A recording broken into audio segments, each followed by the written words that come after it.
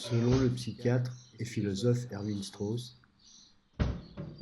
la perception de l'espace se joue entre deux pôles. Dans le paysage, nous sommes entourés d'un horizon. Aussi loin que nous allions, l'horizon se déplace toujours avec nous.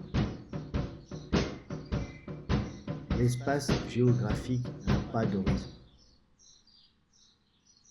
Dans le paysage, nous ne parvenons jamais qu'à nous déplacer d'un endroit à un autre.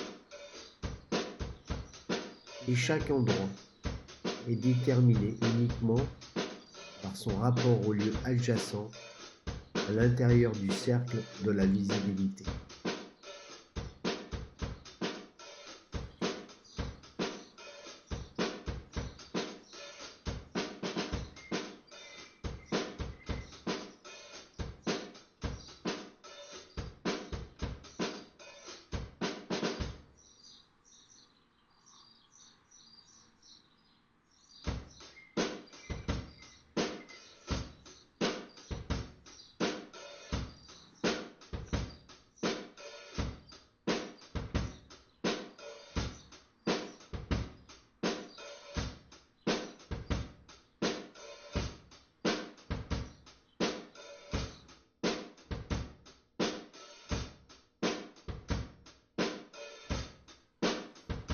Dans cette optique, emporter une valise, c'est accepter, volontairement ou non, la déportation d'un en soi, afin que cet objet mémoire tampon d'une conscience extérieure puisse rencontrer une altérité, se faire autre, se faire exote, créer un horizon.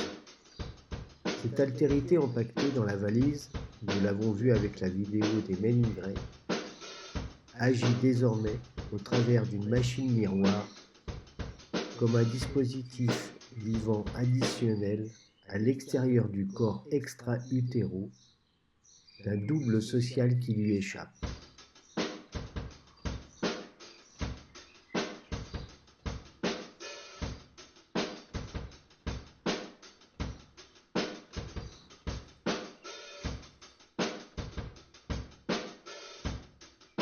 Mais, simultanément, ce déport exige une sorte de mariage virtuel ou une affiliation avec un objet qui n'est ni soi-même ni tout à fait l'autre. Une forme d'e-space latent de cet obscur objet de désir mis en transit. Un ensemble informationnel programmé de ce que l'on quitte.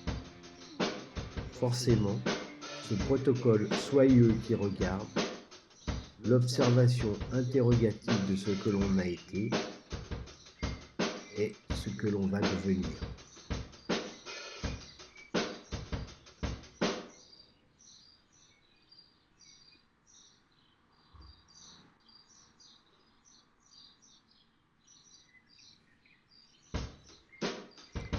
Cette expérience d'un jeu idylle, téléporté parce que inconscient, dans la valise qui le cartonne et l'emballe, peut même prendre des formes de valise corps.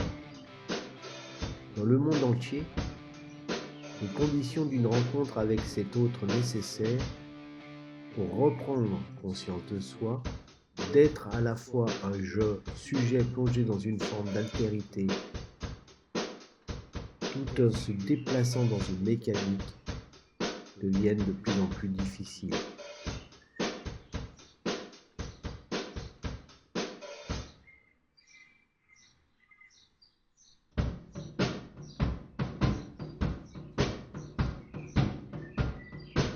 À un point tel que beaucoup décident d'entretenir une relation avec un personnage virtuel, une image tangible d'un double physique, ou encore physiquement désincarné, comme avec les Love Dolls.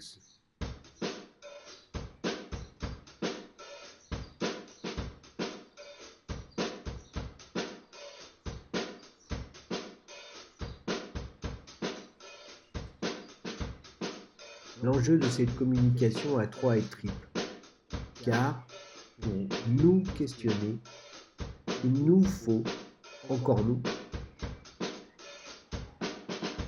sortir phénoménologiquement d'une grille, cette matrice prévalente de normes discutée par Judith Butler, notamment genrée, en pensant comment un autre monde, ou un monde de l'autre, est possible en nous, en nous déportant donc aussi de cette grille avec nos propres valises.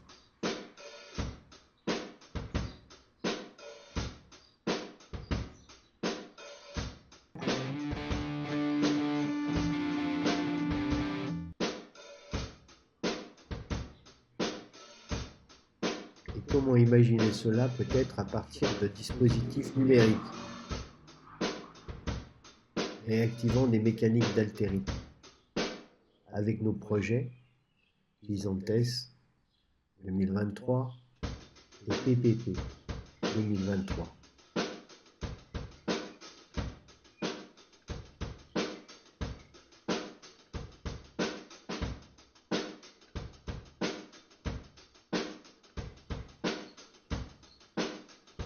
Cette communication fait suite à 4 communications données déjà à 3 voix. La première, l'année dernière, en mars 2025 au Musée des Beaux-Arts Les Charmettes de Chambéry, pour le colloque international Society for Phenomenology and Media, Social Interaction and Everyday Life in Offline and Online Realities.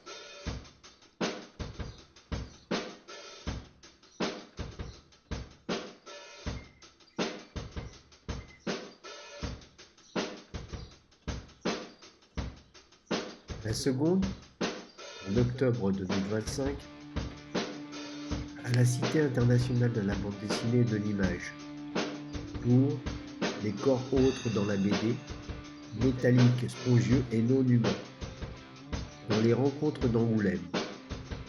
Penser et comprendre la BD, 11e édition, corps et bande dessinée.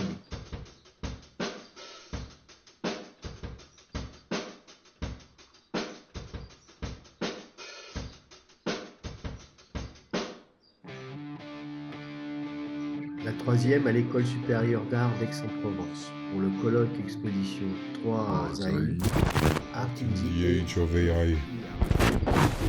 Art Actors in the Age of AI. Toujours en octobre 2025. Dédoublé enfin par le remake de cette communication à Casablanca, pendant le colloque Identité désincarnée, associé au Festival international d'art vidéo et numérique, FIAV, en novembre 2025, sur une invitation de l'Institut français pour Focus France, représenté à la fondation du roi Abdul Aziz Al Saoud à Casablanca.